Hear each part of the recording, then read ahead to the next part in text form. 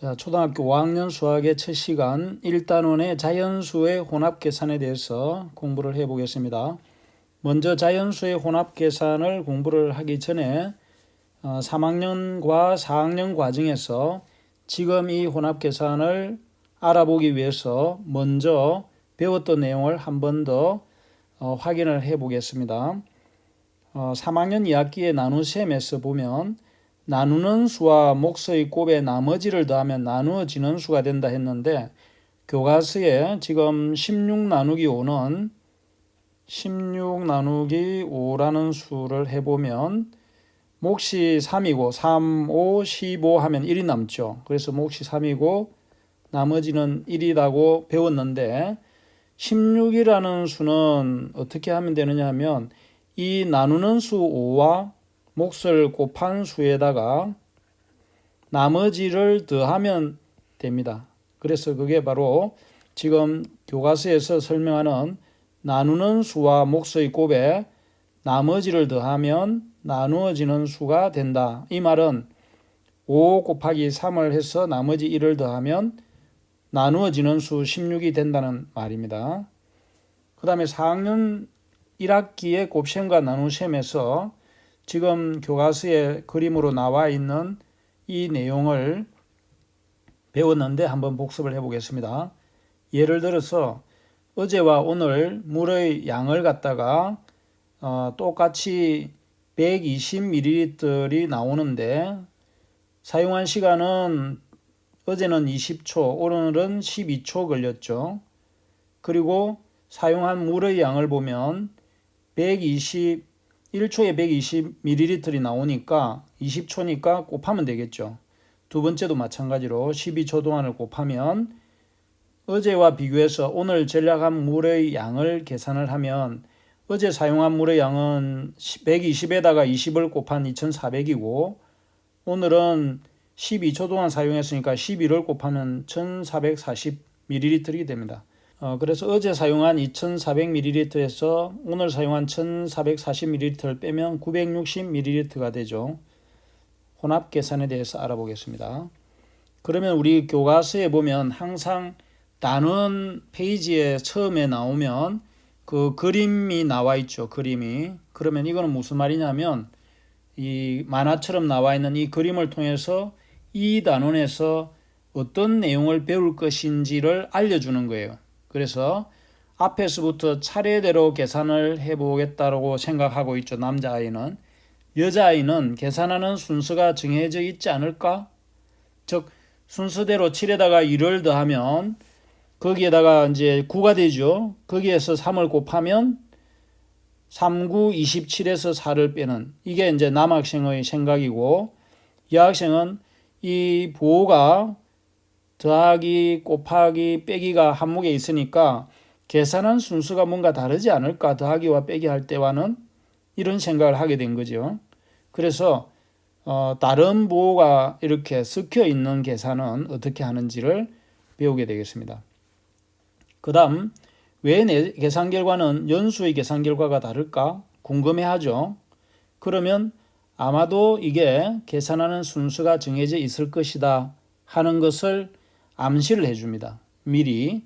자, 그러면 이런 거에 대해서 궁금증이 생기고 그 궁금증을 해결하는 방법으로 교과서와 선생님의 설명을 통해서 이 부호가 플러스 혹은 즉 더하기, 빼기, 곱하기, 나누기 이런 것들이 섞여 있는 식을 계산하는 방법에 대해서 배울 것이다 라는 것을 미리 그림을 통해서 또 그림 속에 이 풍선말을 통해서 알려주는 거예요. 그래서 항상 그냥 선생님 하는 이야기만 듣지 말고 교과서를 딱 펼치면 새 단원에서는 그 그림과 풍선 도움말을 내가 읽어봐 가지고 추측하는 거예요. 아, 이거는 이 단원에서는 어떤 것을 이야기하려고 하는지 추측을 한 다음에 그 궁금증을 가지고 공부를 하면 좀 더 쉽게 또 기억이 오래가는 공부를 할 수가 있습니다. 이것을 미리 한번 보면 자, 7 더하기 2 곱하기 3 빼기 4라는 이 식을 이 남학생의 생각대로 한번 해봅시다. 7에다가 1을 더하면 9가 되죠. 그래서 이거부터 먼저 하는 거예요. 그리고 그 9를 구한 값에다가 3을 곱하고 빼기 4를 순서대로 해보면 9 곱하기 3에다가 4를 빼고 9, 3, 27에다가 4를 빼고 그래서 계산을 해보면 23이 나오는 거죠. 그래서 이게 과연 옳은 건지는 이따가 이제 알아보겠습니다. 그러면 이 글을 볼 때는 아마도 남학생의 생각으로 푸른 문제는 틀리겠죠. 왜 다를까라고 했으니까. 그래서 우리는 이 단원에서 그림을 그려 놓은 것을 무시하고 그냥 넘어가면 안 됩니다. 이것을 보면 이 속에는 많은 학습 내용이 숨어져 있습니다. 그 숨겨놓은 학습 내용을 추측하면서 내가 생각하는 힘을 길러가는 거예요. 자, 그러면 이 단원에서 배울 내용은 교과서 9쪽에 나와 있습니다. 덧셈, 뺄셈, 곱셈, 나눗셈이 섞여 있는 식은 어떤 순서로 계산해야 할까요? 즉 계산 방법을 이제 한번 질문을 통해서 던져 놓은 거죠. 그래서 먼저 계산해야 하는 부분은 어떻게 표현할 수 있을까요? 계산 순서를 다르게 하면 결과가 다를까요? 어떻게 될까요? 이렇게 물었죠. 그러면 이 단원에서 알아야 될 내용이 바로 이런 거예요. 여러 가지 덧셈, 뺄셈, 곱셈, 나눗셈이 섞여 있을 때 순서를 어떻게 해야 될지, 두 번째는 그러면 먼저 계산해야 될 부분은 어떻게 표현을 해야 될지, 그 다음에는 계산 결과가 그냥 일반적으로 차례대로 순서대로 계산한 거와 이 규칙에 의해서 계산한 거는 다를까? 이런 내용을 생각하면서 다음 문제를 봅시다. 그러면 이제 그 다음 쪽에 10쪽에 보면 덧셈과 뺄셈이 섞여 있는 식을 계산해 볼까요? 라고 학습 주제를 정해놨죠. 그러면 교과서에 보면 20명이 탄 체험버스가 도착했는데 첫째 장소에서 7명이 내리고 했죠. 내리면 빼기죠. 뺄셈을 해야 되겠죠. 그 다음에 11명이 탔습니다 했죠. 탔으면 어때요? 다시 인원수가 늘어났으니까 더해야죠. 그럼 지금 버스 안에 남아있는 사람은 몇 명인지 이거에 구하라는 값이죠. 그래서 항상 우리가 수학 문제를 풀 때는 주어진 조건들이 20명이 타고 있는 버스가 도착했는데 7명이 내리고 11명이 탔다. 이게 조건이죠. 그래서 이 조건을 가지고 이제 구하라는 문제를 순서대로 풀어봅시다. 지금 버스 안에 있는 사람이 몇 명인지 구하는 방법을 말해보세요. 자, 버스 안에 있는 사람 몇 명인지 구하는 방법은 어때요? 방법을 식을 써보면 20명이 처음에 있었죠. 거기서 7명이 내렸으니까 7명을 빼고 11명이 탔으니까 11을 더하면 되겠죠. 이게 바로 구하는 식입니다. 그러면 계산하는 순서는 어때요? 처음에 20명에서 7을 빼고 그러면 어때요? 13명이 남죠. 거기에다가 11명을 더해서 계산을 하면 24명이 버스에 남아있다. 이렇게 답을 할 수 있겠죠. 자, 그러면 덧셈과 뺄셈이 섞여 있는 식에서는 앞에서부터 차례대로 계산합니다. 이게 규칙이에요. 그러면 교과서에 있는 그림에서 31 빼기 12 더하기 8이라는 수를 계산하는 방법은 첫 번째 1 동그라미 해놨죠. 그래서 요거는 31에서 12를 먼저 빼라는 거예요. 31에서 12를 먼저 빼면 얼마입니까? 19가 되죠. 그죠? 그러면 이 나온 19라는 첫 번째 계산의 결과와 그 다음에 더하기 8이라는 것을 그 다음 계산을 하는 거예요. 그러면 19 더하기 8을 하면 최종적으로 27이라는 답을 얻겠죠. 그래서 여기에서는 덧셈과 뺄셈이 섞여 있는 식은 앞에서부터 차례대로 계산한다 하는 것을 이제 이야기를 했고, 그 다음 페이지 보면 11쪽에 보면 설기는 기념품 가게에서 3,500원짜리 열쇠고리 1개와 500원짜리 엽서 1장을 사고 5,000원을 냈습니다. 이게 조건이죠. 거스름 돈은 얼마인지 알아봅시다. 거스름 돈은 어때요? 내가 지불한 돈 5,000원에서 물건의 값을 빼면 되죠. 그래서 열쇠고리 1개와 엽서 1장을 살 때 내야 하는 돈은 얼마인지 구하는 식을 써보세요 했죠. 내야 되는 돈은 2개를 더하면 되겠죠. 1개 1개씩이니까 3,500원에 더하기 500원짜리 한 장을 샀다 그랬으니까 500원을 더하면 되겠죠.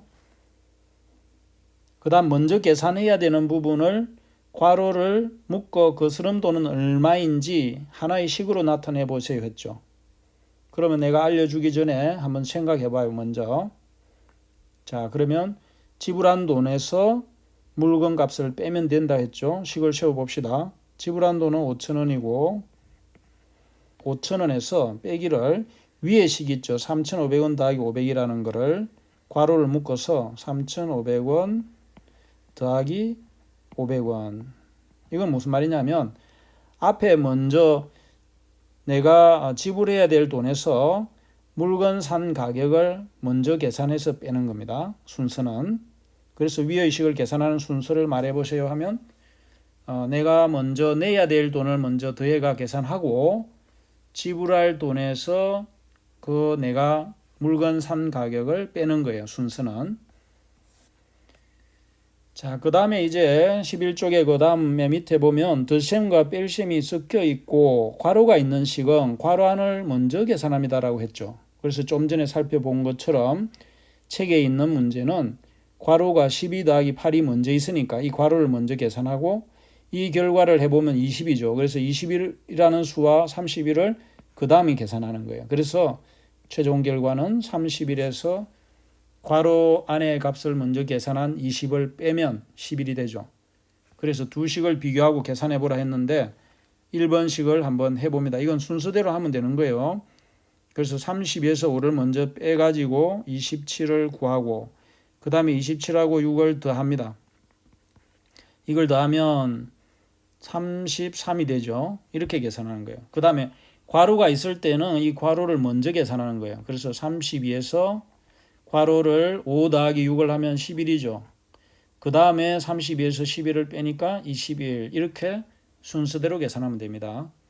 그러면 두 식이 어떻게 다른지 말해보세요 하면 앞에 거는 그냥 순서대로 계산했고 2번은 어때요? 괄호 안을 먼저 계산하고 나머지 순서대로 계산한 거죠. 그래서 두 식의 계산 순서를 각각 나타내고 계산 결과를 비교해 보세요 했는데 여기에 나타낸 숫자들은 전부 같죠. 32, 5, 6, 32, 5, 6인데 5와 6을 괄호를 했을 때는 21이었고 순서대로 계산할 때는 33이죠. 그래서 괄호가 있는 식은 괄호 안에 먼저 계산을 하고 그 결과와 앞에 또는 뒤에 있는 다른 값을 계산을 하는 겁니다.